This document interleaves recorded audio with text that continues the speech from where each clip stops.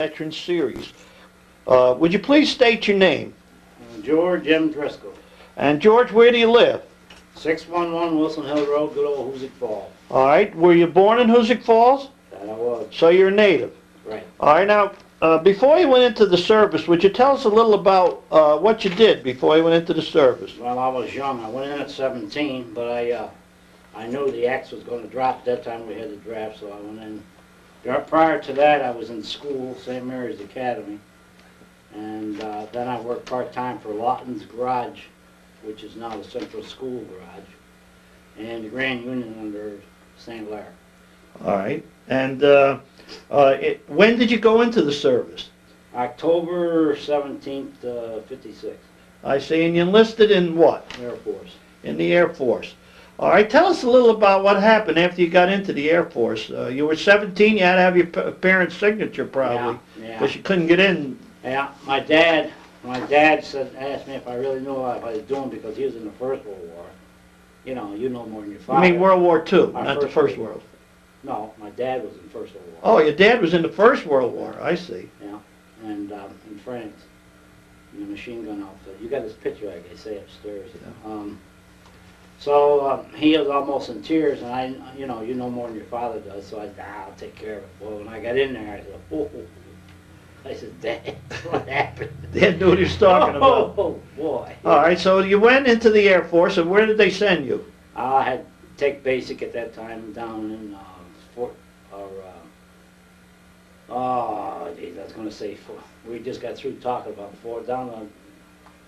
Well, you went down to Texas and took your basic training. Yeah, but. The name doesn't make any difference. We were just talking about, what's it called, and I want to say it. Lackland Air Force. All right, and you took your basic. How long was basic? At that time it was probably a month and a half, 6 weeks. I see, and then what happened? Then they give you an aptitude test to see if you can count over 10. So then if you can, they send you to school. And if not, a lot of guys ended up in cooks and stuff like that. So they sent me to school up in Chinook Field, Illinois, outside of Rantoul, maybe 150 miles south of Chicago. And I spent from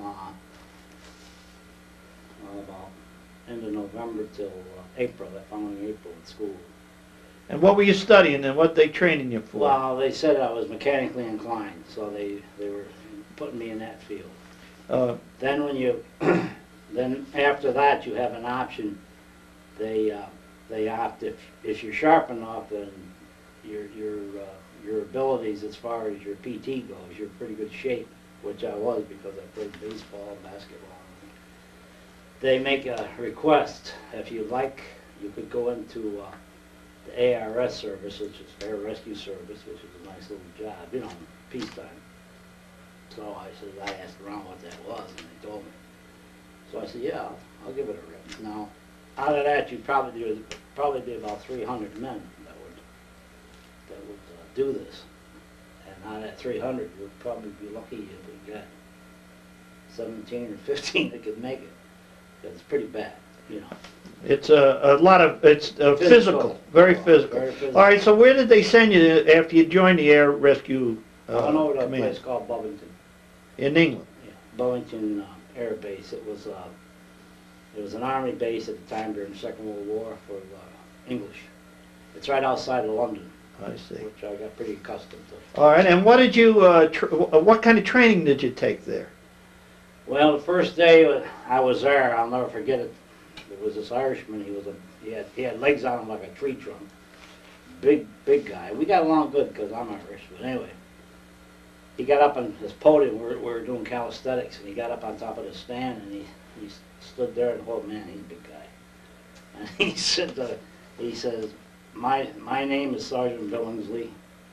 I'm the roughest, toughest son of a bitch you're ever going to meet in your life. He says, I'm John Wayne and Audie Murphy wrapped in one ball. And he says, I can prove it. He did. He was awesome. So they gave you lots of commando training and... Yeah. I got a new outlook on life with the English. I always thought they were pansies, but they're not. They're pretty tough cookies, some of them guys. I see.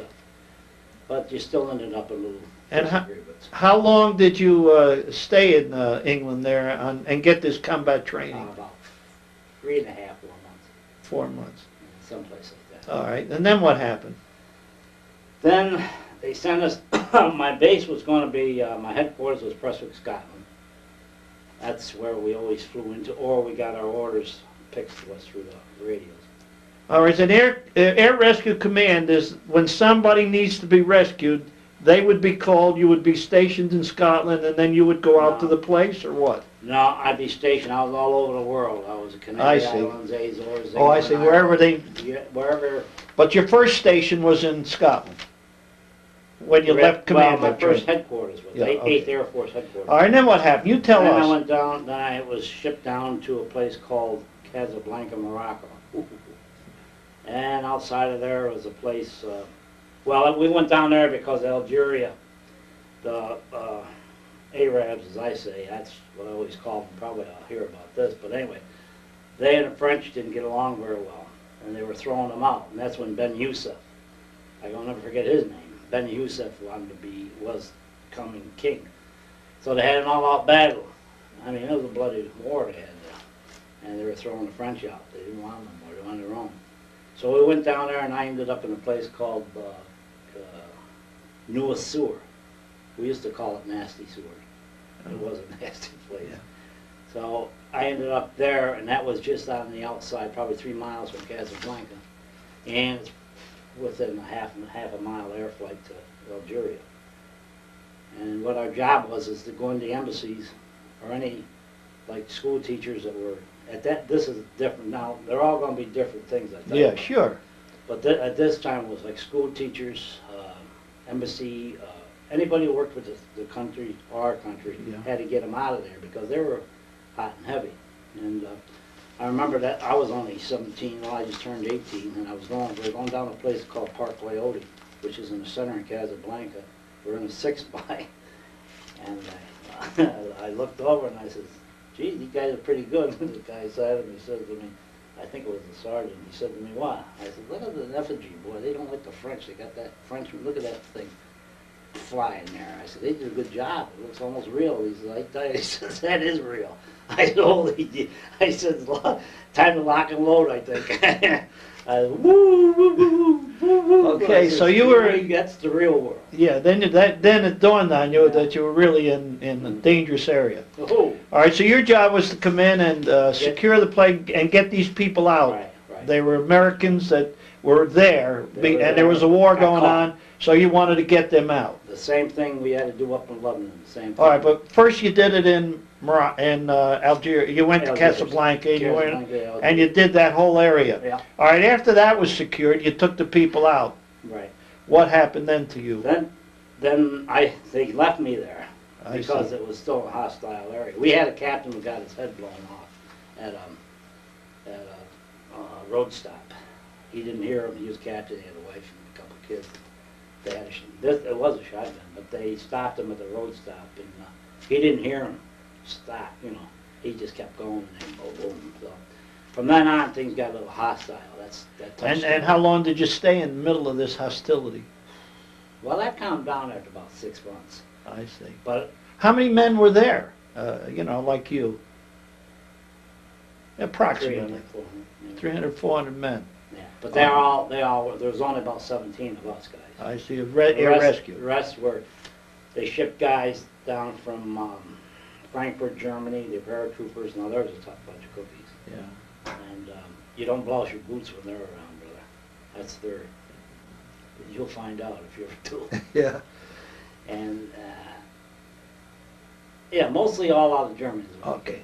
All right. So there. All right. When that ended, that was 5, 6 months. Then what? Where did you get shipped, George? Well, I stayed right there. They made our home base there because the old man, he was a colonel, and the colonel is the closest thing to Christ. They walk on water, you know. So he liked it there because he could bring his wife over there, which was nice. It was the zone was cleared, everything's okay, you know. So they could visit. But anyway, but we had a C-54. It was ready to go at all times. It was loaded all the time. Everything was there. All we had to do was get the word and we're gone. So we stayed there up until 50, into 58. Then they started fighting over there in the Pearl of the Orient there, Lebanon. And we had to go over there and get the embassy cleared out because they're up on the west end, they're up near the end, the tip of Lebanon, Beirut. And they had I don't know what fleet it was out there, but they were out in the bay, the Navy, trying to get, then we would get them back and they'd take them out to the ships. But I can't remember, I don't think it was the 7th Fleet. I'm pretty sure. Yeah, 7th Fleet, I think, was someplace, was over in Taiwan. But they flew you, your air rescue team into Lebanon. No, into Adana, Turkey, Adana. across the Mediterranean. Yeah, I see. Because Adana, we used to go out of Adana, and we'll get to that. This is going to be a long story. Yeah. Adana was the central base. Now, a lot of this stuff, let me clear it up, and you know about it, but I got to say it to this camera here. I'm not supposed to talk about a lot of things until 2003. Now, I showed you a lot of stuff that was broke open, you know, and I let you read where it told me to keep my mouth shut. Yeah, it's classified until 2003 because it's got stamped nuclear on it. Yeah, it's got some bad stuff on there.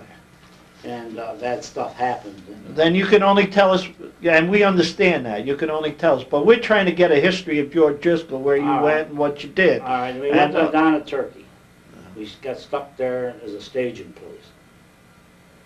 So from Adana, Turkey, when we got the word to go in, to go get them, then we went across about an hour, not even an hour flight. We went across, landed at the international airport.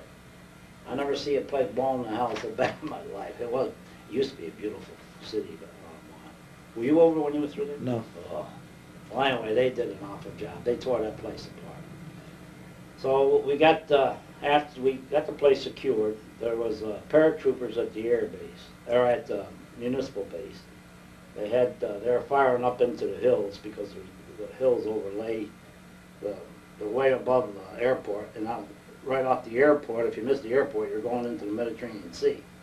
So they're trying to keep it down best they could, but then they had to send the Marines up into the mountains to get a few of them non-conformists out of there, you know. But and then what did you people do when you landed, and where'd you go? You went up we to had to go up and secure every street there was, you know, to make sure that nobody was around. We went directly to the embassy. The embassy will tell you who lives, what, this, that, who.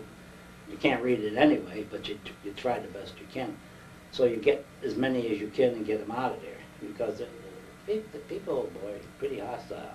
So you would bring the Americans to the air, and then they'd fly them out? Is that now they take some out on the boat. Some out on the Navy took them out? Yeah, and some went out in the air. I see. But most of them went out on the boat. So your job was to secure the area and make sure that these people could safely get out of the area. Yeah. Is basically. Well, what you would do is, my crew was documented going what they call the hot zone, you know. You're first in, last out. And, I didn't realize that when I signed up for it. I see. But then I found out. So they give you the prestige. All I can think of is you get the prestige, you wear the red beret, you know. And that in the Air Force, that's elite, you know. But you pay for it too, you know. All right. So now how long did you stay in Lebanon then, doing this rescue? Another 4 or 6 months. I see. And then what happened to George? Then George went back to Casablanca. I think he got loaded. Yeah, well, you went back to Casablanca. Yeah, and we had to regroup, had to get new equipment, you know, you just burn out. And a couple of guys, we had a full complement of 17. Sometimes we ended up with about 7 guys. I mean, that's all that was left. Some got injured. I mean, you're going to get injured. I mean, there's no doubt about it, because you're dealing with an unknown factor. You don't know how tough it's going to be. But you have, let me say something here. I've tried to explain this before to people. In our organization, as in any outfit, the point of survival is to stick together. It's just like a chain, a real tight chain. You know, I know that I'll stay, and the guy on my left stays, and the guy on my right stays, and the guy on his left is me, and the other guy stays. If you stay, you're going to do all right. But if you panic and start running, and everybody goes the wrong direction, you've got a problem. You're done. So that's what some of the stuff we learned in service, and it works. Believe me. All right, so you went back to Casablanca. Back to Casablanca. And you were there rested up, trained, and And then where did they send you? Well, I didn't go in there. I wanted to go through another school. They sent over, I had to write it down here, it's my orders. I have to look at, I even got my old orders. I had to go to, oh, geez, I thought I did, but, where did I go? It's over here. I had 2 MOSs, which is military numbers for what you do. Classification, yeah. And I had to go back, and then the 4400th ATC combat crew came over to Newark, and they put me through a course, survival and escape. Survival and escape. You're supposed to tell me how to survive and how to escape if I can't survive. I see. So that was that was a special school. I can't remember all the outfits' names, but I can remember the school. Yeah, just tell us a little about it. We're not trying to get an exact documentation. What they do is they would handgun you for qualification. They show you ATC survival, military management, you know, and then they would show you sabotage, rescue, how to blow things up, how not to blow things up. Then they, after this school, they have like a physiological profile of an assassin, what you got to look for when you're going in. That's all, you know. I'd look at you and I'd say, hey, Bill, you look like an assassin. I see. Then it shows you how to disarm them, and security. Then Perimeter and get everything ordered. there's a million things. They teach a refresher course, and fire protection, and how to get in, medical training. All right, so they gave you all that training, and then what did they? They gave me that. Then they give you the stretcher with the little bird. That means that I'm qualified to medically help you if you can catch me. Okay, so what? After you've taken all this training, now you're real. Oh, yeah, I'm up and going. Ready to go. And well, then they had to send me back to. I had to go back to the States. They said, Driscoll, they used to call me, you know, George, the Irish Jew, because I could get just about anything we needed. You know, a lot of times through the channels of the government or through the military, you will be waiting forever to get something. But if you can wheel and deal, you can have it in half an hour. So they They sent me back to the States again. They asked me if I would go to school. So I said, sure, because if I go back to the States, then I can go home for a little. Yeah. So I said, yeah, I'll go to school again. So they sent me to Dover, Delaware, to a demolition school, how to blow things up. That was a very enlightening school. I mean, that's... but anyway, I was pretty good at it. It's amazing. They show you the C2. The Hungarians, when they first came out with C2, they're the ones that make it. They still make the best. I don't know why theirs is better than ours, but it is. And you take a little bit like that, it'll pretty well take care of this room, you know. Yeah. You take a couple sticks and take care of about 3 pickups. I mean, it's bad. So you learned all about demolition. Yeah. How long were you in the demolition school? 7 weeks. 7 weeks. All right, now you're a commando. You've learned all the survival. You learned how demolition. What did they do to train you next or send you next? Well, I went home. I snuck home. All right. And then I went back overseas. But I got to tell you, when I hit down here in the air base, I hadn't had any fresh eggs, or I hadn't had any fresh butter or milk. You know, about a year and a half, 2 years. I went into the chow hall, and the first thing I spotted was they had those up-to-date things where you put the handle up, see, Yeah. and all that milk comes out. I Yeah. said, oh boy, let me try that. So I went home and I tried it. And then they come out and they had all the fresh bread. And I thought, oh, I died and went to heaven. I said, this is good, you know. And they had, I'll never forget, they had spaghetti dinner. And I said, oh boy, and I sat right by the handle, so I was picking it up. My tummy got about that big. I was in such distress, it was unbelievable. Yeah, because you ate too much. You You overdid it. Oh, I was so full of milk and Yeah. butter. Oh boy. And I went back, I had to go back to Paris. I couldn't go to school. I told the guys, I can't. I said, I can't move. They look inside. I think the thing was going to explode at me. So you ate and you had a good, but now, what happened to you after the school? We went back. I had to go back over. I went home. Then I had to get to Charleston, South Carolina, a certain date. I got there, and they shipped me back over, and I met my unit over there. Yeah, where did you, over to where? Back to Newark. Oh, back in Africa there. Yeah. Just below Port Leo. It's up in Morocco. Yeah. Port Leone, Morocco is a Navy base. We're just below it. I see. Algeria is All just right, above here it. you are. Now you're back, Now we're better back. trained, Yeah. older and better Oh, trained. smarter than hell. Can run Yeah. like a reindeer. Yeah. So I figured by about another, I should be home, pretty soon. Well, little did I know what was brewing a little further around the corner over in the east there. And You talking about Vietnam? yeah. Right. So we used to have a saying: if you can't pronounce a name, you don't belong there. Yeah. And I used to say, "Where the hell is that?" And I say, "I don't know. It's just over there by Indian." Which, if you had an idea where Morocco is, you're not far from it. You just go in the back door.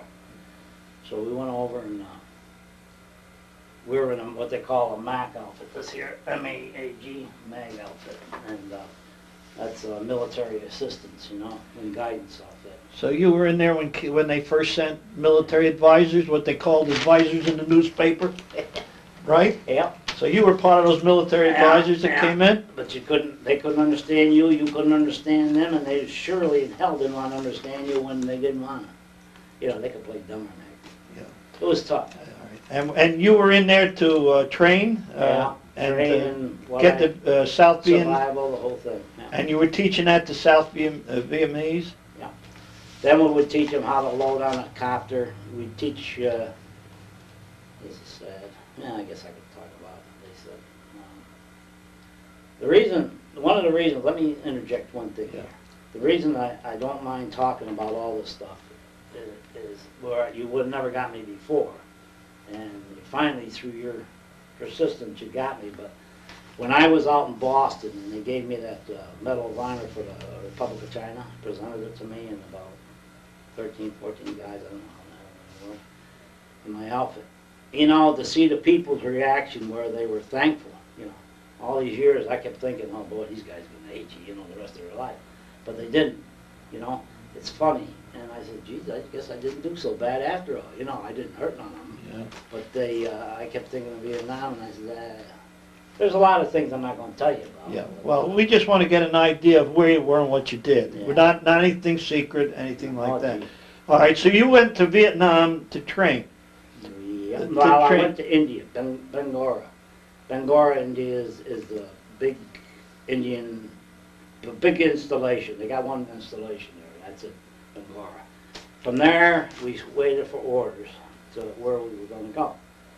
So the first place we ended up was a place called Laos, L-A-O-S. Yeah. And I says, Laos, what the hell is Laos? So what they were doing there in Laos is we had a, like search and rescue, same thing, that's what we were, search and rescue, ARS, Air Rescue Service. We had to search we had to go into the boondocks and look around for the best possible. We'd have a couple engineers with us. They'd be having their Geigers and looking at the sun, setting up spots where you could call in, like I'm trying to make it easy to understand, radio beacons, like they have in Canberra for I see. aircraft. Relay station. Throwing it out, saying, Yeah. come on this way, boys. I know he's right over the hill there. Sure. And, but the tricky part is Laos didn't want us in there, So I used to go into them damn jungles with, we used to call them Ho Chi Minh slicks. Just those sandals, no dog tags, no nothing, just Americans. You could have been a Catholic priest, you could have been anything, but you weren't military, And even at that, you took an awful risk. So we got in there and we set all this stuff up, We had another guy we would bring in, his name was Red, that's all I know. And Red was, I think, I'm quite sure he was a professional, I don't know what they did with him when they got him out of service, but I think he was a professional assassin, And we would bring him in, leave him off in the bush for about 3 weeks, he'd come back and we'd leave him off, he'd be about 200 pounds, we'd pick him up, he'd be about 160 if he was that.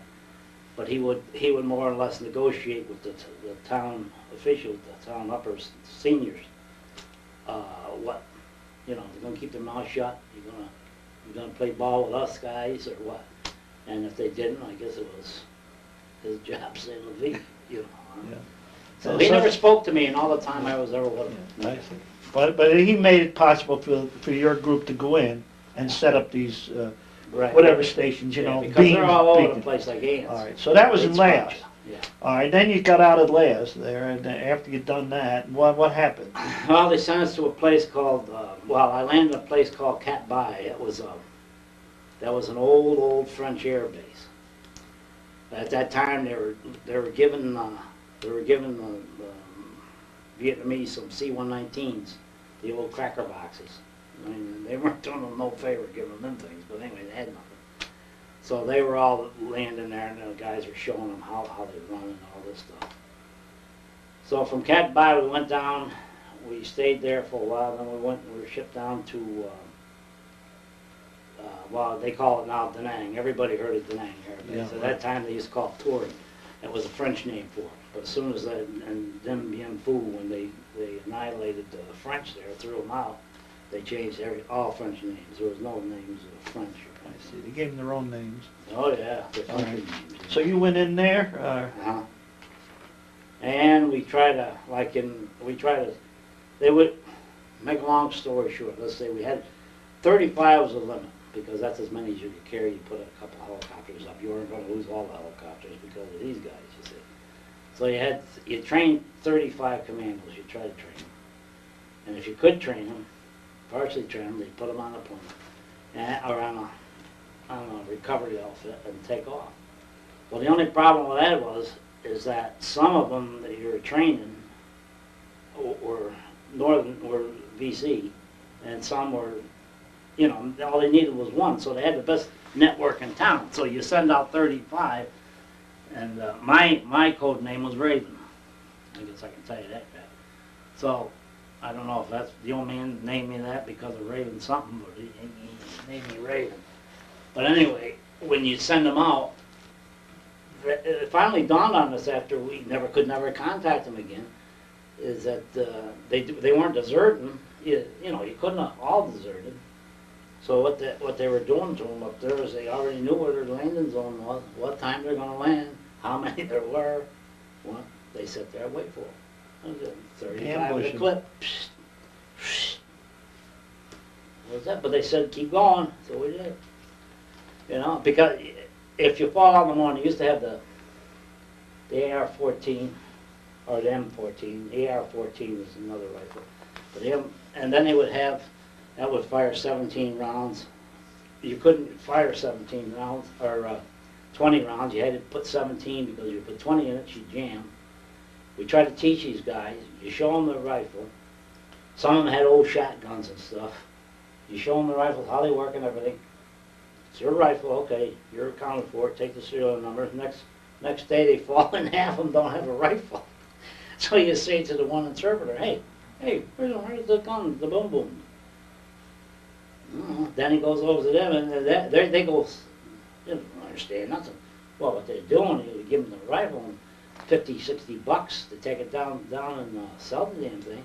You know, in Da Nang, they call it then, or tour, and they go right in and sell it to the VC. For $50, that's more than they make a year. So, I mean, they just say, what are we doing here? You know? Keep doing it. all right, and was Vietnam War going, was this a prelude before the Vietnam got thick, or? It was thick. They were already battling. Oh, they were already battling when you were doing, when you you had were in there. Cambodia battling, you had them battling. Yeah. They were battling, but they weren't unified, you know? Was it Diem? He was the guy, Diem. He was a northern general. He had his stuff together. He knew what he was doing, but down south, they were like sending them to the butchers, you know? So it was our job to shape them up. And some were good, some were good. I'm not knocking them all, but it's just that it was such open-ended, you know. Dallas Fields was head of CIA then, and Dallas would come over. He was a short guy. Give the order, go ahead, keep going. Keep going. So you kept training and training. Training, kept losing them. I see. We're like backpedaling in water. Yeah. But how long did you stay in Vietnam then and do this training? Well, I was there. I had to go back there. I got pulled out of there when the Chinese, a lot of that literature. Oh, about that vest pocket war, yeah. war. Vietnam. Because there hasn't been a lot written about that. No, that was all top secret. I see. That was all topsoil. That was in August of '58. Yeah. That they, so you were pulled out of Vietnam I and, pulled out of Vietnam to put us guys had to go over, and I went to a place called King Tung Air Base, which was a Japanese Second World War base. And we had to go in there and secure the thing. Well, when I went in there, the USS Midway was 7th Fleet, was out in the bay, all right? Right. I'm not going into all the stuff you no, read because that's, it doesn't I matter. know. I've read all that with you. Yeah, and the 7th Fleet had A-1 invaders, and F-86 is just, that was the big machine of the year, F-86, Yeah. which preceded F-100s. But anyway, I was the ground controller that would call in, you know, the airstrikes and whatever. So I would call them in. And you went into Formosa. Are we talking, you went Yeah, into Formosa? Yeah, well. Well, it was Taiwan. It was Formosa, then yeah. it became Taiwan. Right. And we had to secure everything because they were getting bombarded, you know. Natsu and Kamoy are two other little islands, smaller than that. They were the front lines. They were getting wrapped. They fired just like, you know, you saw the paperwork, 44 days and 44 nights, you know. I mean, it was constant. You know, I never prayed so much in my life. The bombs were coming over steady. They said, from the literature I read, there were 44 days of it. 44 And days it also, nights. Yeah. that Eisenhower, who was president at that time, Right. told the Chinese, the communist Chinese, that we had, it said in the literature, 500 unarmed Marines Yeah. in Taiwan at that time, and that if the Chinese, from what I've read, what you give me to read, and if the Chinese, we might as well get it on tape so people understand it, Yeah. Well, that you can if talk the about that. Eisenhower said that if they attacked these 500 Marines, we would go out to war, and it was the biggest buildup of Navy and Army and everything since the Korean War at that time. It was big. And yet it's really not, we don't know too much about it. No, you won't until about 2003. then I you'll- see, that's when all that information Yeah. will be put Well, out. he had, like I said, you read it, they had the 20 kiloton warheads on artillery shells. You know, they're there. The Army was there. Yeah. He didn't mention nothing about the Army.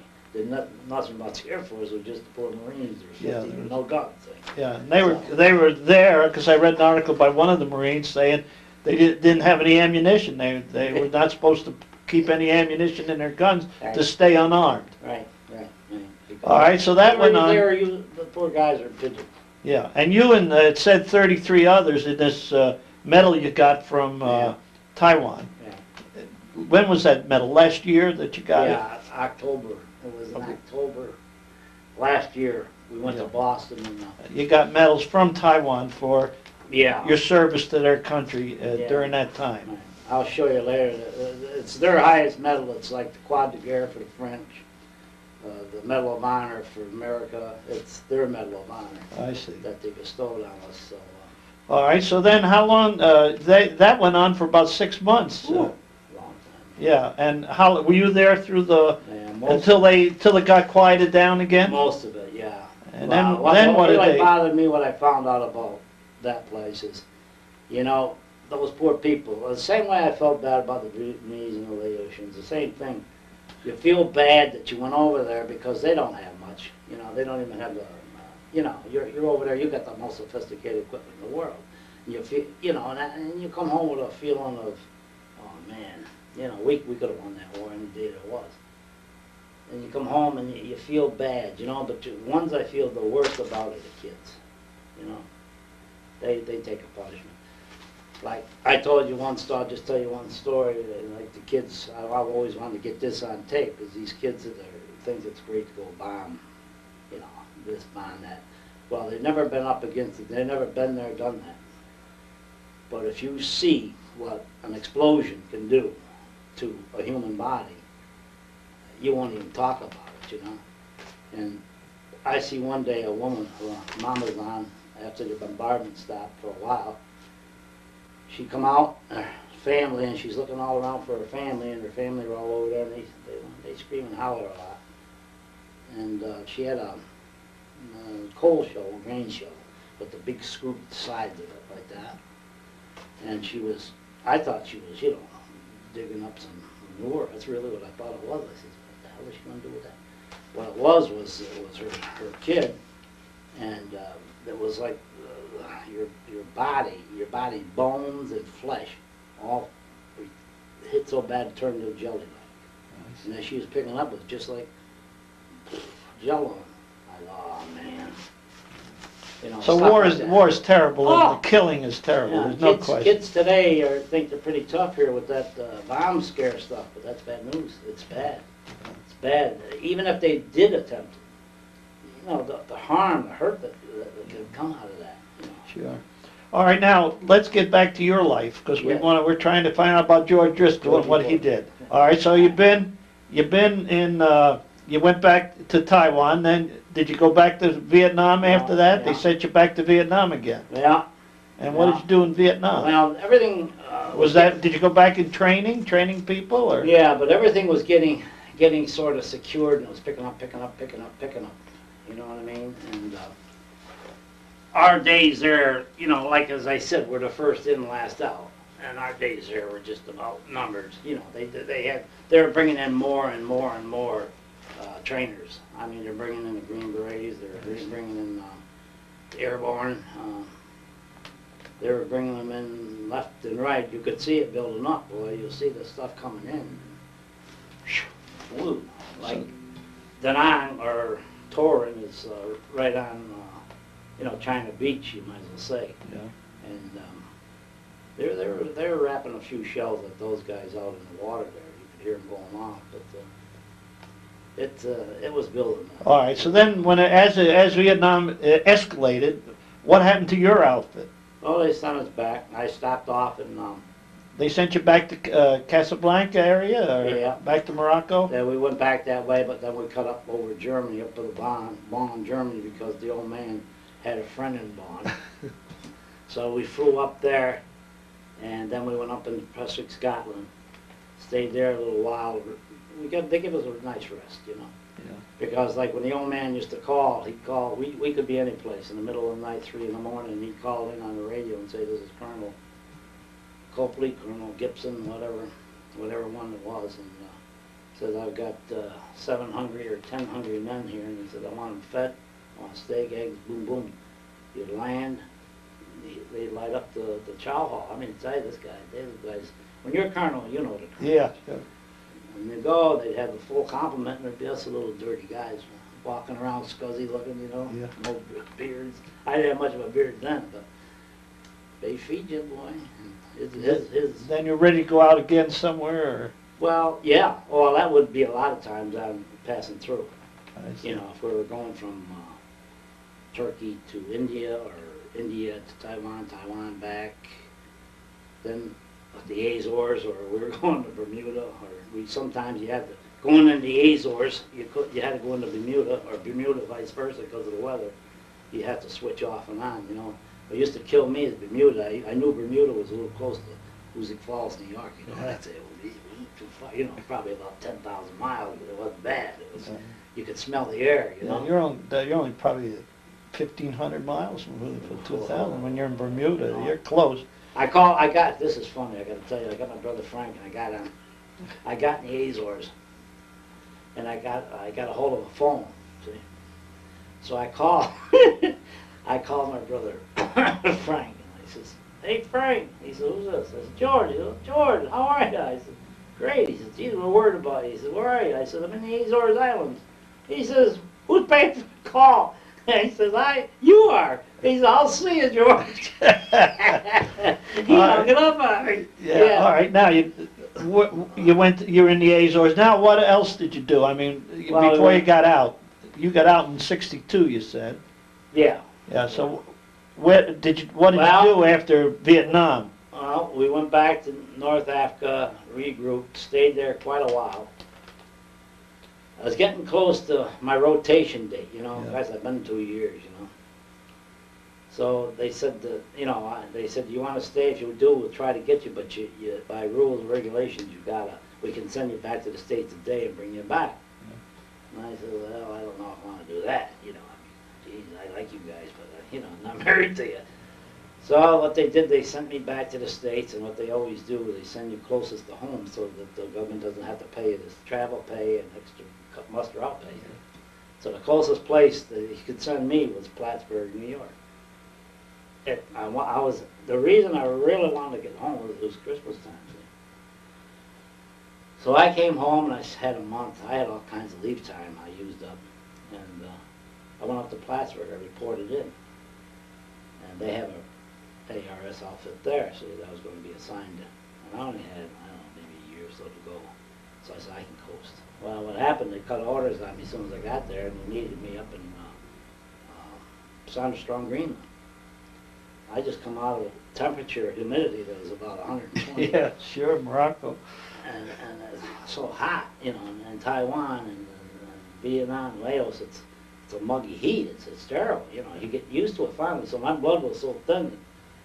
So I lay in with these in the United States with my khaki outfits on, which is hot. It's below zero here. They sent me up there. From there, they said, we need you in Sanderstrong, Greenland. So that's where I ended up. I've never in such a cold spot. Oh man, I'm telling you, I couldn't believe it. And what happened, my wife could tell you, but she was my girlfriend at the time. All my skin cracked. You know, I looked like one of them honeybees up there. Yeah. The wives that are about 18 years old, they look about 60. You know.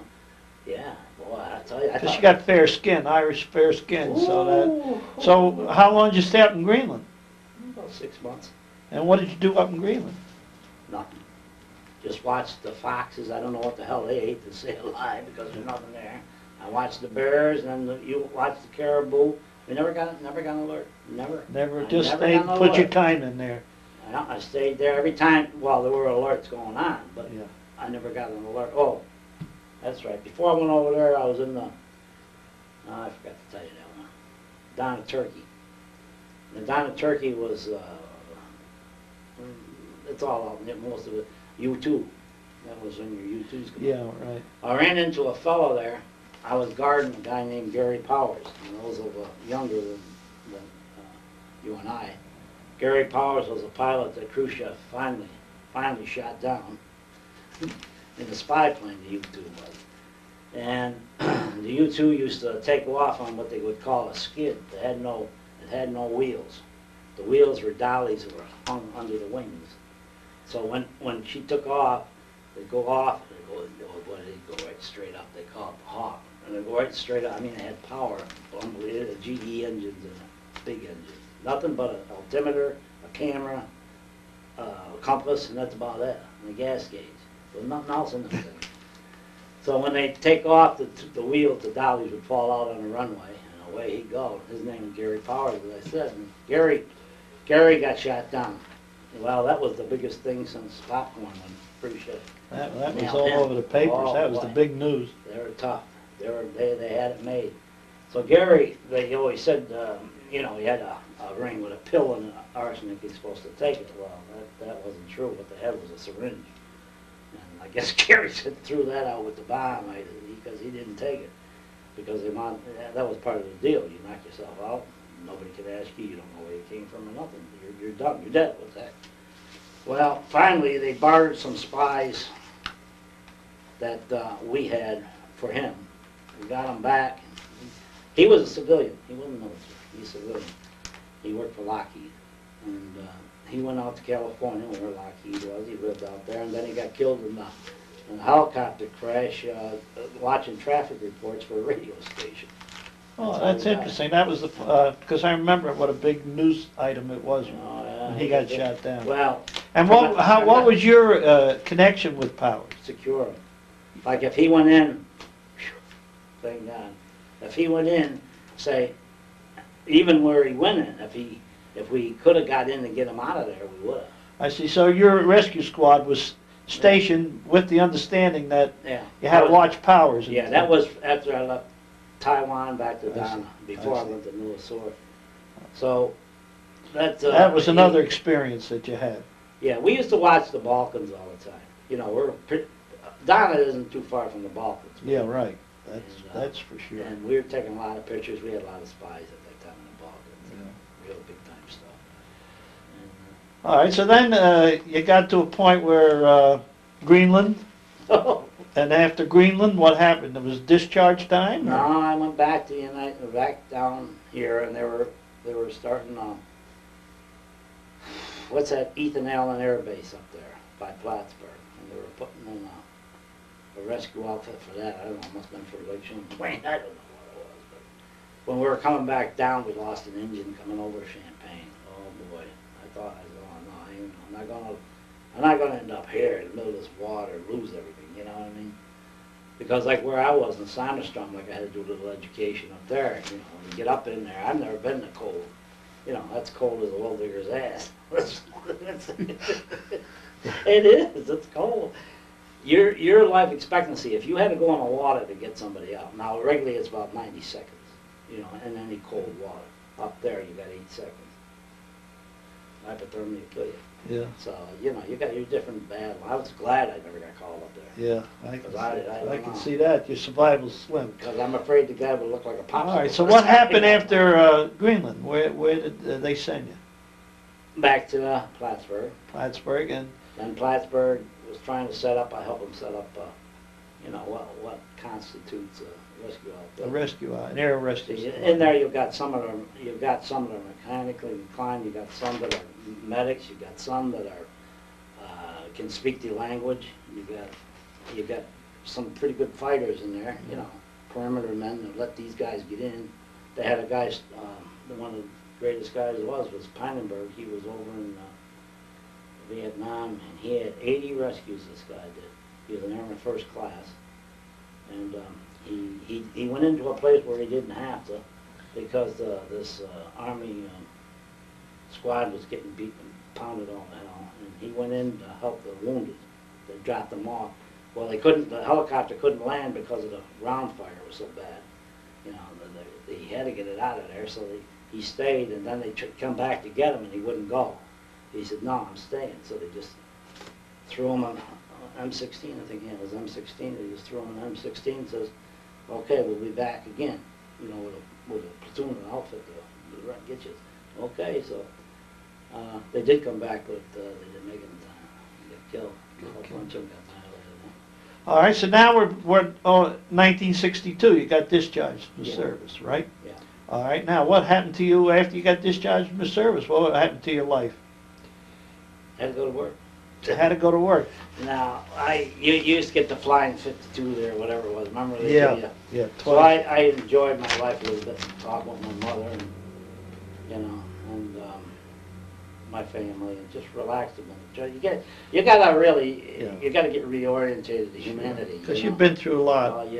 Because you're not really, you haven't got it all together. I'll tell you, it's like when you get out, a lot of guys. I'm not going to say indoctrinate myself, but a lot of guys sleep with a rifle under their bed, and a lot of people's guys. I know guys that I worked with in the post office down in Albany slept with, couldn't get out of having a knife under their pillow. You know. When you're in the middle of that, it's hard to change your personality. Yeah, it is. It comes with age. Like you'd never got me interviewed on this if it wasn't, that I did with the boss. And those people were nice. They look like a bunch of ducks out there, you know. As I walk by with their Medal of Honor, they bow, and when they bow, you've got to bow. The right way to do it is bow as far as they do. Yeah. Whoa there. I couldn't even go get a drink. I had to send Teresa to go get me a Pepsi. So here we are. You're out of the service. You're trying to adjust back into society. Right. And then what I you went to do? work, When yeah. you get married? When you get married? To that lucky woman? Yeah. When did you and Teresa get married? About a year, 63. 63. All right. When I got out, I guess these big companies go through your records. They know just about who you are, what you are, and what you can do. And Pratt & Whitney in Connecticut called me and asked me, offered me a job. So I went down there, and they hired me. I had enough of this crowd stuff. So what they did is they promoted me right off the bat and made me an assistant lab tester. Well, there were guys there that had been there for 10, 12 years who were still just monkey dunking around, They were working their way up the ladder. And here comes this guy from Hoosick Falls, nowhere, and they make him a big deal. So I actually caused a strike, I guess.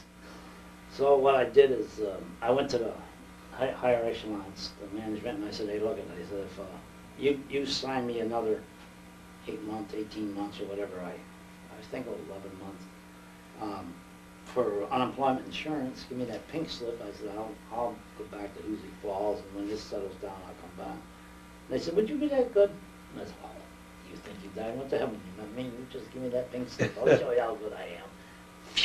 I went. So you came back here and... And I went to work in a wood flung. I had to I work see. someplace. You know, I worked for the wood flung for a long, long time. Well, not a long time. A couple of years, not as long as a lot of them guys were. And then I took some tests. I took a test for the arsenal, and I was going to get hired there for $3.25 an hour. Then I took a test for the postal system. I finally got the word on that, and that's where I ended up. I see. And how long did you work for the Postal Service?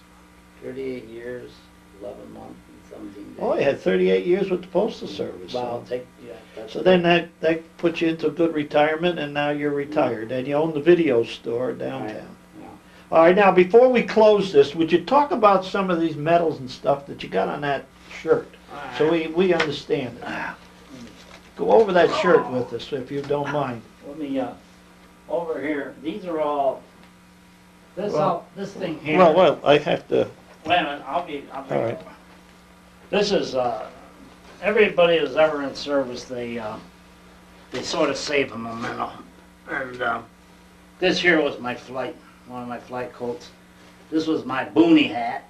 I mean, you didn't wear a red beret in there, you made an awful good target. Yeah, with a red beret. Jeez, I mean, this medal here is, there's another one exactly like it I could have on here, but I haven't got no room for them no more. So, I mean, nobody really cares. This is made for the Chinese. This is their Medal of Honor. That's Republic of China, BOHS. I have to do this to it, fans, because they never stop to think that when you American and Chinese, you're a little bit bigger. And in order to get the thing on, I Gotta stretch it. now to them, that thing be hanging down here. To me, it feels like a collar, you know? It is, yeah. So, there's my dog tag I used to keep inside my hat. I see.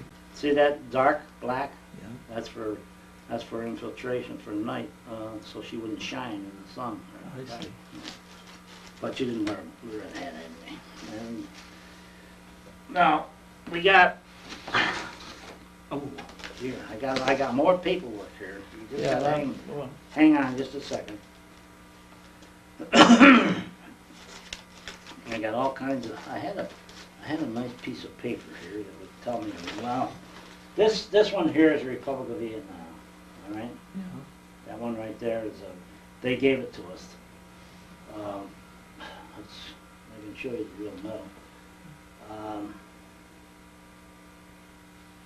That come from their government. Either you get that, or what the heck is it? Here, that's President Kennedy put that thing out. That's an expeditionary force, armed forces. That's you either get that or you get the Vietnam medal. But I got the expeditionary medal plus this is their country gave it to me. This is the UN, right there, huh? This is armed forces right here, Air Force, and long tour, and that's for Da Nang, Samway. Samway, if you knew their language over there, it's you wouldn't believe it, but you spell it X-A-N-N-U-A. That's Samway, but it doesn't sound like that. But if you spelled it, this I got to stop and think now. This one here is Air Force. That's not very. That's an Air Force training ribbon. That's what that is. I see. And this here is an overseas ribbon here, another one. This one here is the longevity. This one here, as I told you, Armed Forces Expeditionary Medal right here. This is for where I told you I froze to death, Arctic Service. Well, they should have given me 10 for that. This is your national defense. That's just another one. This is good conduct. Believe it or not, I was. What's the silver pin up in there? Where? Right above it. Oh, that's your ARS. That's your jump pin. See that? Oh, that you. That's Parachute jump? Parachute, yeah. Yeah. That's your parachute. I see. This here is your crew member. This one here. This one here is your combat crew. This one here was some of the training. Marksman or? Yeah, I'm supposed to be an expert here for a machine gun, pistol, carbine. What's the Now- patch over on the other side with the lightning coming through it? Ah, that's SAC. That's the SAC outfit that I was in. That was one of them. This here is U.S. Air Force. This one here says MAG, Yeah. MAG, Vietnam. You got the same thing. You'd want to wear them on your outfit. It didn't matter where you were because you didn't want them to Vietnamese either side. You didn't want them to realize that you were French or anything. Yeah. So if you had that on there, it said I'm American. Don't go use me as a bullseye, Yeah, I please. see. So that's why you have them. They really show up nice. Yeah. Now, if you were going in an actual combat area, you wouldn't be wearing all that. Oh, no, no, Wait. this is something that actually can. This is just my ID tag. And what's that metal right there with the, right next to the patch there? Here, Yeah, that's the one that I just got from the state of New York. That's that meritorious medal. They give you if this one. That's it right here. I just opened it up here a little while ago because I knew I was coming up here. And this one here is a personal. This is a meritorious medal they gave me. So each one of these things have medal. meaning to it, yeah. Yeah. And when we have our display here in May, I'm hoping that we'll be able to display some more of the medals that you have and so forth in our cases. This thing up here is, that's a stretcher with the Hawk. That's a medical, you know, if you're in tough shape and if the medic can't help you, well, Driscoll's going to have to give it a shot. I So see. you better hope the medic was pretty good with you. Now, I don't know what I got in. This here is that other, That's the medal, we'll That's hold a- it up and we'll get it on here. We can This is, zoom in on it. this is the red box. Or inside is that other medal that would match this one on my neck. And that's the one that you got when you Yeah. went to Boston last Right. year. And they have, what they did is they have a number, each one is numbered. Everyone has I got see. a certified number registered with the Republic of China. Okay, fine. So if I wanted to, I could take the medal out of here and put it on here, but I'd look like, Yeah, you know, pet. And then here is just a bunch of, I don't know, I got all kinds. yeah, well, I'm looking forward that we'll be able to put up some of these medals and I used to have a lot. show them during Veterans Month here at the museum. Oh! Hang on.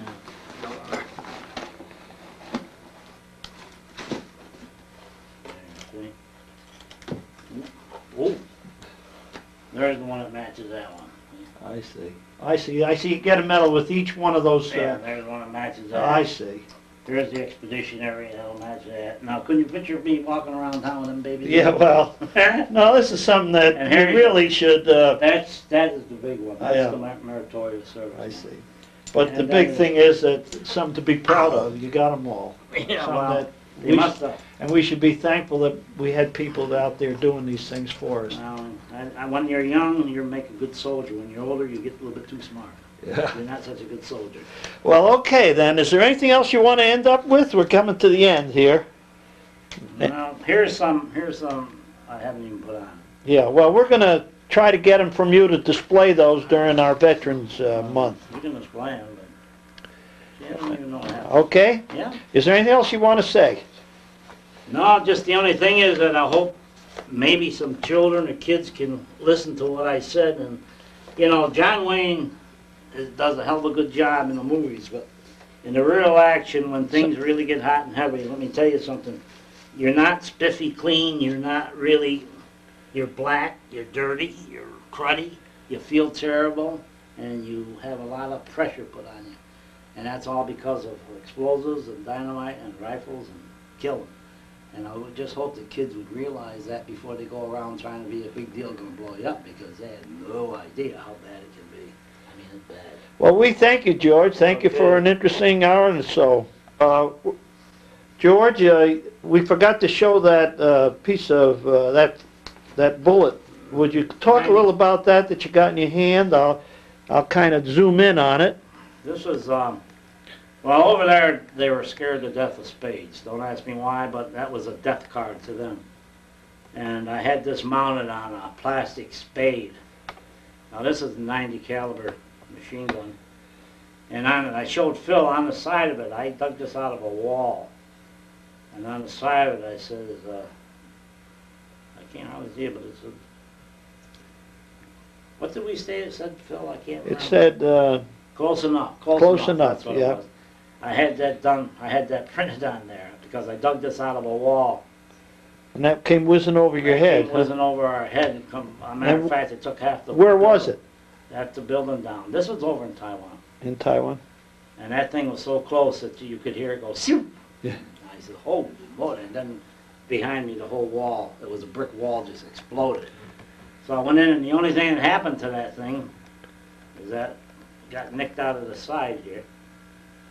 And that, I don't know, that's one of your Russian-made, what is that, magnesium? No, that's not it. Titanium? I don't know. Titanium, yeah. Is that it? Yeah, that's what it is, armor-piercing shell.